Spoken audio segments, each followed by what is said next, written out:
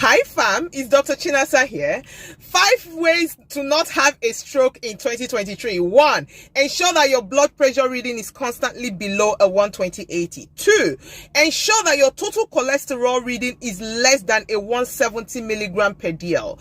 3. Ensure that your LDL cholesterol is less than 100 milligram per dl. 4. Ensure that your fasting blood sugar is less than 100 milligram per dl. 5.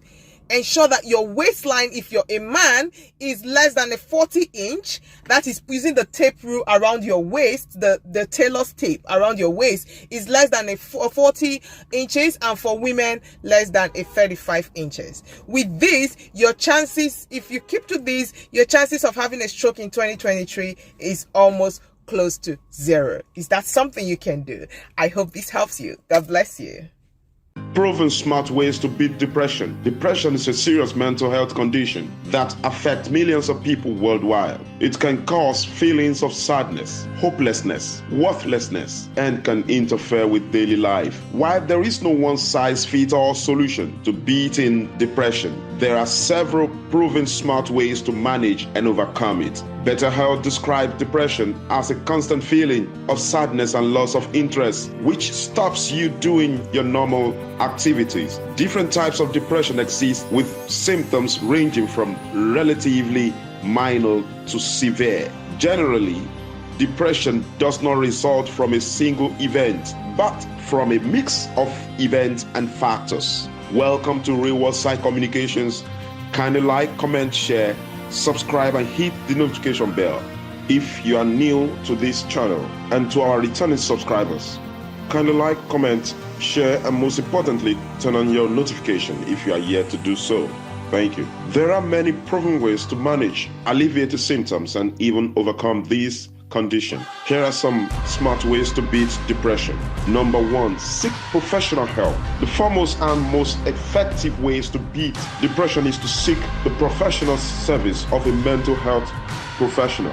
Professional can help you identify the root causes of your depression and develop a personalized treatment plan, which may include therapy, medication, or a combination of both. Number 2, practice self-care. It is essential when dealing with depression. These include getting enough sleep and having an established, consistent sleep schedule, eating a healthy diet, exercising regularly for at least 30 minutes most days of the week, and engaging in activities that bring you joy and fulfillment. Self-care also involves setting boundaries and saying no to things that may trigger or worsen your depression. Practice deep breathing techniques regularly. Number 3, eat a healthy diet. A healthy diet can improve mood and energy levels. Focus on eating a balanced diet that includes fruit, vegetables, whole grains, lean proteins, and healthy fat. According to Harvard Health, Diet and Depression publication of February 22, 2018, researchers found that a healthy diet, the Mediterranean diet as an example, was associated with a significant lower risk of developing depressive symptoms. Number 4, stay connected. No matter how the world has changed in the way people relate with one another, social support is important for mental health. Depression can be isolated, but connecting with others can help you feel better. This may involve joining a support group, reaching out to friends and family members, or volunteering in your community or religious group. Number 5, challenge negative thoughts. Depression often involves negative self-talk and distorted thinking patterns. Learning to challenge these thoughts and replace them with more positive and realistic ones can be an effective way to manage depression. Cognitive behavioral therapy is a type of therapy that focuses on identifying and changing negative thought patterns. Number 6, practice mindfulness. Mindfulness involves being present in the moment and non-judgmentally observing your thoughts and feelings. Practicing mindfulness can help you become more aware of your emotions and learn to manage them more effectively. Mindfulness-based therapy, such as mindfulness-based cognitive therapy, have been shown to be effective in treating depression. Number 7, set realistic goals. Depression can make it difficult to accomplish even simple tasks. Setting realistic goals and breaking them down into smaller steps can help you feel more accomplished and motivated. Start small and work your way into larger goals. Celebrate small victories along the way can also boost your mood and self-esteem. Number 8, religion and spirituality. Health Talk says religion and spirituality could either support people's well-being or undermine it, depending on how people thought about their spirituality. Those who felt supported and helped by their spirituality believed in a loving, forgiving, benevolent, higher power.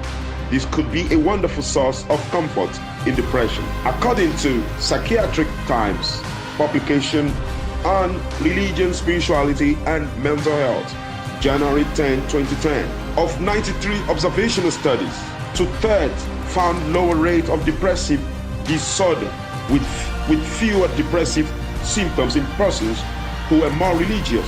In 34 studies that did not find a similar relationship, only 4 found that being religious was associated with more depression. According to AARP on how religion can improve on your mental health, research links regular worship to lower rates of depression, among other health benefits. There may be more to praying with fellow congregants than meets the eye. In conclusion, beating depression is a complex process that requires a multifaceted approach. Seeking professional help and employing all other methods mentioned earlier are all proven smart ways to manage and overcome depression. Men of authoritative reference used in this video include National Institute of Mental Health, NIMH, Mayo Clinic, American Psychological Association, APA, Harvard Health, and Psychiatric Times. Thank you.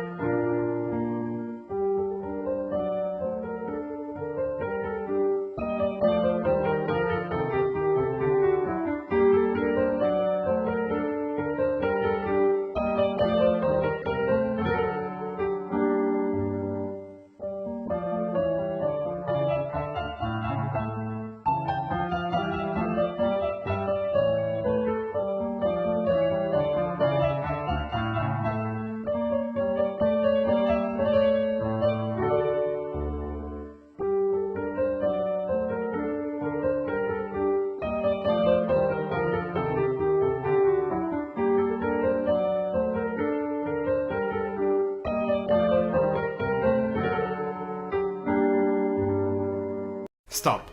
Watch this video. You can save the life of your family members. Dad, the side of your face is drooping. Mom? It's probably nothing. Watch carefully, because these are signs of an ongoing stroke. Remember this word, fast. F stands for face. The daughter had noticed that one side of his face had dropped. Why are you slurring? S stands for speech. The wife had noticed he has speech problems. Raise your arms up in the air for me. Arm. He can't lift his left arm. They say call 911. Have you seen how fast she's calling help? I just Honey? Tim! need an ambulance to 7th floor Tim! Tim, look at me, Gracie. Tell them to hurry. Tim, look at me. Look at me, Tim. I don't know. I think he's having a stroke. I think my dad is having a stroke. This is very important. You can already alert the emergency responders that it is a stroke. They will be prepared, and they take the patient to a stroke unit. Tim, what's going on, baby? My husband, I think he's cold? Are you cold, honey? Are you cold?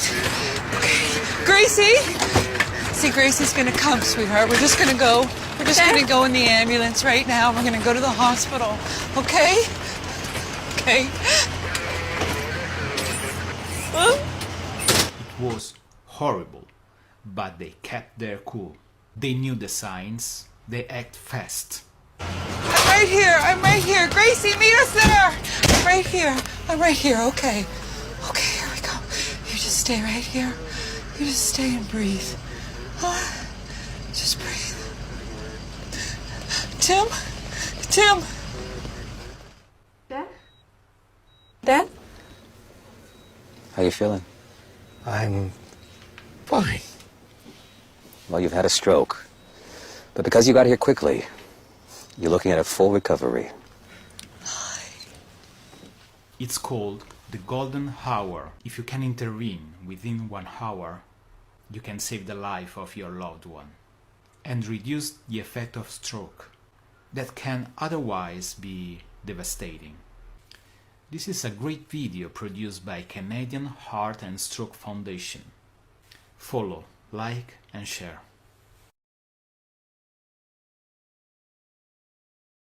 Hi guys, so it's 1:55 a.m.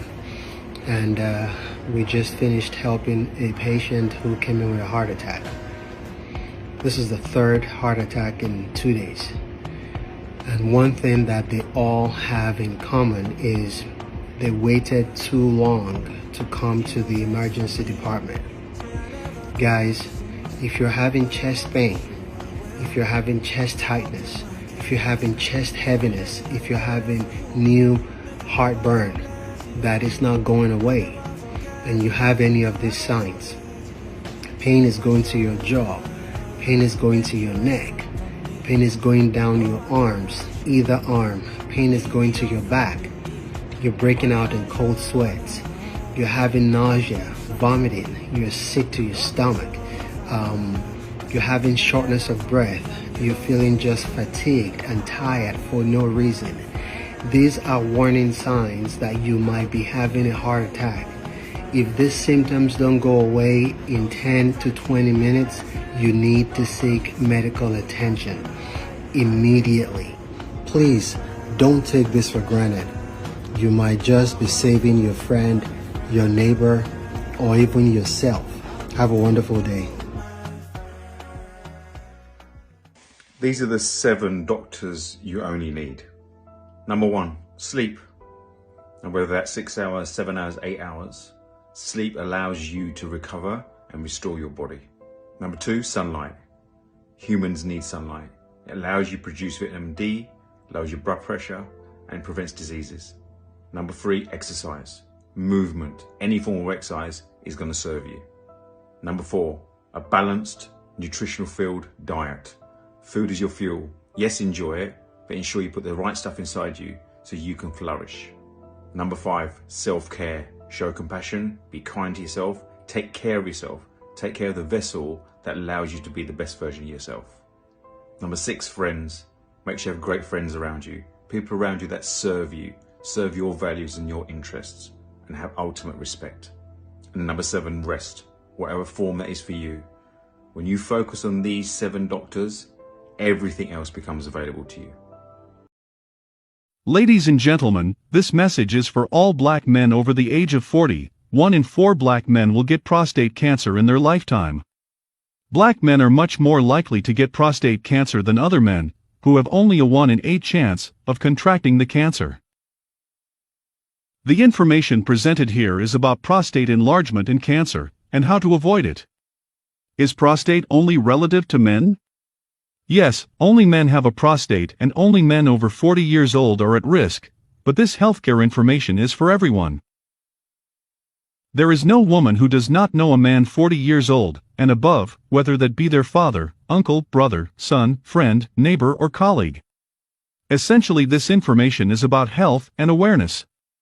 Responsible health promotion must provide at least these 3 things. 1. Information. 2. Reassurance. 3. A plan of action. Let me start with some background information on prostate health. Everyone has a pair of kidneys. The job of the kidney is to remove waste. It is the waste management system of your body. Every day your blood passes through the kidney several times to be filtered. As the blood is filtered, urine is formed and stored in a temporary storage tank called the urinary bladder. If there were to be no urinary bladder, as a man walked down the road his urine would be dripping at the same time. Now just for a moment think of the plumbing work in your house. Think of the urinary bladder as the overhead water storage tank. From the storage tank, a good plumber will run pipes to other parts of the house, including the kitchen. Well, God, in His infinite wisdom, ran pipes from our urinary bladder to the tip of the penis. The pipe is called the urethra. Just below the bladder and surrounding the urethra is a little organ called the prostate gland. The prostate gland is the size of a walnut and weighs about 20 grams. Its job is to make the seminal fluid which is stored in the seminal vesicle. During sexual intercourse, seminal fluid comes down the urethra and mixes with the sperms produced in the testicles to form the semen. So semen technically is not sperm. It is sperm plus seminal fluid. The seminal fluid lubricates the sperm. After the age of 40, for reasons that may be hormonal, the prostate gland begins to enlarge. From 20 grams it may grow to almost 100 grams. As it enlarges, it squeezes the urethra, and the man begins to notice changes in the way he urinates. If you have a son under the age of 10, and he is a little mischievous, like us all at that age, when he comes out to urinate he can target the ceiling and the jet will hit the target. Ask his father to do the same, and he will find out that there is no way he can, because his urine stream is weak, and it cannot travel a long distance and sometimes may go straight down on his legs, so he may need to stand in an awkward position to urinate. Not many men will be worried that their urine stream cannot hit the ceiling, as toilets are on the floor and not on the ceiling. However, other symptoms may begin to show. For example, terminal dripping. The man may begin to notice that after urinating and repacking, urine still drops on his pants. This is the reason why after an older man urinates, he has to shake off the excess. A younger man simply delivers to the last drop and walks away. Just see an older man coming from the bathroom. Sometimes he may clutch the newspaper closely to hide the urine stains, particularly on plain colored trousers. Hesitancy. At this point the man may wait longer for the urine flow to start. There are two valves that must open for a man to urinate, the internal and external sphincters. Both open, but because of obstructions in the urethra, they will have to wait longer for the flow to start. Then the more serious complications start. Stored urine gets infected and there may be a burning sensation when urinating. Stored urine forms crystals. Crystals come together to form stone either in the bladder or in the kidney. Stones may block the urethra. Chronic urinary retention sets in. The bladder stores more and more urine. The size of the bladder is 40 to 60 centiliters, a bottle of Coke is 50. As the bladder stores more urine it can enlarge up to around 300 centiliters. An overfilled bladder may leak, and this leads to wetting or urinary incontinence. Also, the volume may put pressure on the kidney and may lead to kidney damage. What may likely bring the man to hospital is acute urinary retention. He wakes up one day and he is not able to pass urine. Everything I have described above is associated with prostate enlargement, technically called benign prostate hyperplasia. There are other diseases of the prostate, for example. 1. Prostatitis, inflammation of the prostate. 2. Prostate cancer, cancer of the prostate. This discussion is mainly on prostate enlargement, but is also relevant to prostate cancer. Here there is bad news and good news. The bad news is that every man will have prostate enlargement if he lives long enough. The good news is that there are lifestyle changes that can help the man after the age of 40 to maintain optimum prostate health. Nutrition. Look at what you eat. 33% of all cancers, according to the US and UK National Cancer Institutions, is related to what we eat. Red meat every day triples your chances of prostate disease. Milk every day doubles your risk. Not taking fruits or vegetables daily quadruples your risk. Tomatoes are very good for men. If that is the only thing your wife or partner can present in the evening, eat it with joy as it has loads of lycopene. Lycopene is the most potent natural antioxidant. Foods that are rich in zinc are also good for men. We recommend pumpkin seeds. Zinc is about the most essential element for male sexuality and fertility. Men need more zinc than women. Every time a man ejaculates, he loses 15 milligrams of zinc. Zinc is also important for alcohol metabolism. Your liver needs zinc to metabolize alcohol. Alcohol consumption. As men begin to have urinary symptoms associated with prostate enlargement, it is important they look at alcohol consumption. More fluid in means more fluid out. Drink less and drink slowly. Exercise. Exercise helps build the muscle tone. Every man should exercise. Men over the age of 40 should avoid high-impact exercise like jogging. It puts pressure on the knees. Cycling is bad news for the prostate. We recommend brisk walking. Sitting. When we sit, 2/3 of our weight rests on the pelvic bones. Men who sit longer are more prone to prostate symptoms. Do not sit for long hours. Walk around as often as you can. Sit on comfortable chairs. We recommend a divided saddle chair if you must sit for long hours. Dressing. Men should avoid tight underwear. It impacts the circulation around the groin and heats it up a bit. While the physiological temperature is 37 degrees, the groin has an optimal temperature of about 33 degrees. Pants or briefs is a no-no for men. Wear boxers. Wear breathable clothing. Smoking. Avoid smoking. It affects blood vessels and impacts circulation around the groin. Sex. Regular sex is good for the prostate. People who are celibate are more prone to prostate illness. While celibacy is a moral decision, it is not a biological adaptation, as your prostate gland is designed to empty its contents regularly. Please share this information to as much people as you can, including your friends and family members. You just may help to save someone's life, and to raise the awareness around prostate health and well-being. Thank you for watching this prostate health information video. Today, my daughter and I are going to be showing you a simple at-home test that you can do for free to help you determine if you're aging optimally. Remember, what we practice is longevity medicine. If you're not familiar with longevity medicine, it is one of the fastest growing branches of allopathic medicine, and it deals with basically maximizing two things: lifespan, which is the number of years you're alive, and health span, which is the number of those years where you spend disease-free and fully functional. Now, today's test is going to show you if you're aging like the average human, who will live for roughly 78, 80 years and spend the last 10 years of their lives in some sort of disease state with limited mobility and chronic pain. And this test is going to show you if you're on that path, so you can change while it's still early. All right? So this is the test. I'm going to show you what the test is, and then I'm going to tell you later on why it's important. The test is this: can you drop down on the floor and get back up without using your hands? Right? This is something that humans are born able to do naturally, and it's so simple, it's so natural that a 5-year-old can do it. So I'm going to show you. Kayla, can you show Daddy's friends how easy it is? All right, Kayla, without using your hands, please sit on the floor. Sit on the floor and then get back up. Yeah, very, very good. All right. Now, as you can see, my daughter has never spent a day inside the gym, and she's 5 years old, and yet she can do this very, very easily and effortlessly. And I'm going to tell you why it's important. Kayla, thank you so much for helping Daddy. Thank you. Thank you. Right. Okay. So, when you're talking about longevity, there are two reasons why this test is very important that you should be able to do. Number one, if you're over 65, the fourth or fifth leading cause of death would be death from falling.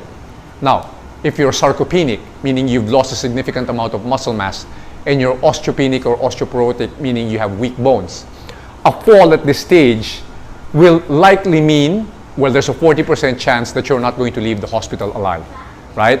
And even if you do leave the hospital, there's a very, very good chance that your class of mobility is going to decline. What does that mean? If you could walk normally prior to falling and breaking a hip or a leg, you'd now be walking with a cane. If you were walking with a cane before, you would be walking with a walker. If you were walking with a walker, you'd probably be wheelchair bound after a fall like that. So for quality of life, you don't want that at all. The second thing is physical strength. If you're able to do that, that means you have above average strength.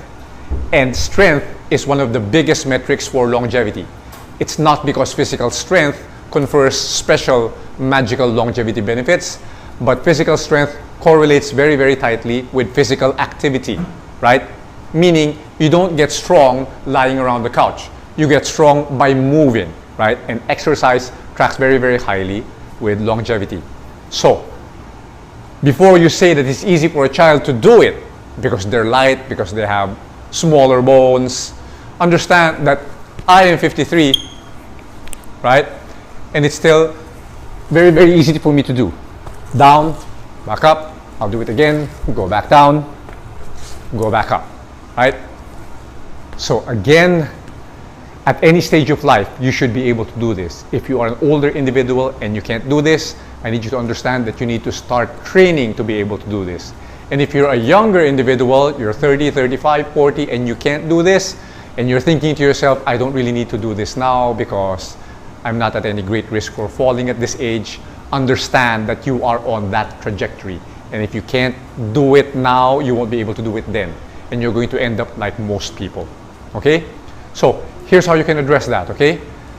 Before I show you how, first things first, before you try this exercise, if you're not sure you can do it in a bed or a soft surface or have somebody assist you, all right? Don't try to do it on your own. You might fall. The second thing is, if you really can't do it, here's how you can train yourself. Another natural movement that you can do is squatting. If you look at pictures of our hunter-gatherer ancestors, right? You can see that even the older individuals can squat like this very easily and very effortlessly while they're eating or they're cooking. You should be able to hold this position very, very comfortably. Kayla, can you come here and show people? Can you squat? Can you squat for daddy in front of daddy? Squat. See? Children, when they play, they do that, right? When they're playing, they do that. It's very, very effortless. You should be able to do that too at any age. And how you can train for that, excuse me, my love, right? It's just to try to practice doing 10 or 20 reps as low as you can, as long as you're pain-free. Remember, it's very, very important that you're pain-free. One of the very first things that we do for our clients when they come to us is assess pain. Because if you are young and you're in pain and you're talking about quality of life, it's not going to go away on its own. So first things first is you address that. All right? And then start going down gradually, gradually, gradually until you can drop to the floor and get back up without using your hands. Remember, this can one day save your life. If you can do that effortlessly, that means you have adequate gluteal strength, you have adequate leg strength, you have adequate stabilizer strength, and you have adequate core strength, right? And that's going to help prevent you from falling, right? I hope you learned something useful from this video. Kayla, come here. Come here. Yeah, I just need you to say goodbye. Bye-bye. Bye-bye. Until next time, this has been Mike Chan and Michaela. It's your looks and good health.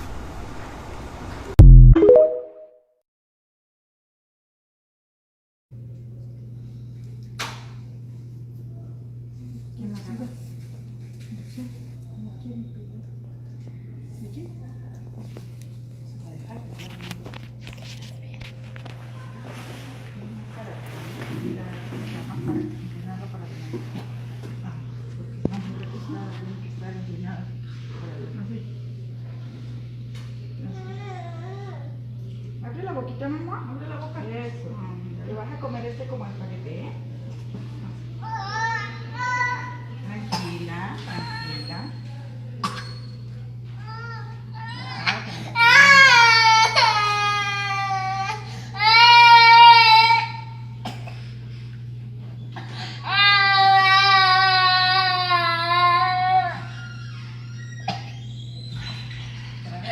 Traga, traga, traga, traga.